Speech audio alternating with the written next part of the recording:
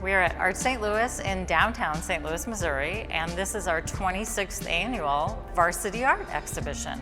Varsity Art is an invitational exhibition. We work with, this year, 23 colleges and universities from Missouri and Illinois, basically in the St. Louis region, which is for us a 200-mile radius of our address here downtown. And the students are invited by their instructors to participate in the show. So each school gets to select up to 2 artists, and each artist exhibits one original artwork. So we've done this particular exhibition for these 26 years because we have these great relationships with the instructors and faculty and art departments from the institutions, the colleges and universities. And we work regularly with those artists who are professors, department chairpersons, deans.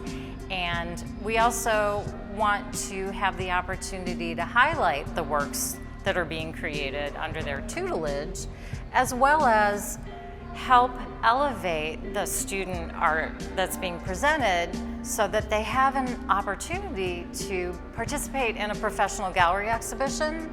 So this has always been kind of an educational aspect exhibition. And the artists who are in these shows each year are not just people who are fresh out of high school. They are artists and art students who are anywhere in age from 19 to this year, I think, 83.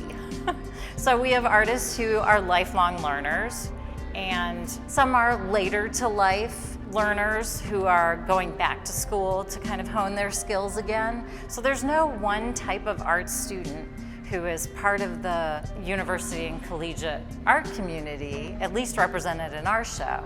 It really represents such a vast array of experience, and that harkens to the kind of work that we do year-round, where our juried exhibits are open to artists 18 and older, and basically they just have to live here in the St. Louis region or the 200-mile radius. So their experiences are as varied as their ages and from where they hail and their backgrounds. Varsity Art 26 remains on view through March 31st, and you can learn more about this exhibit at artstlouis.org.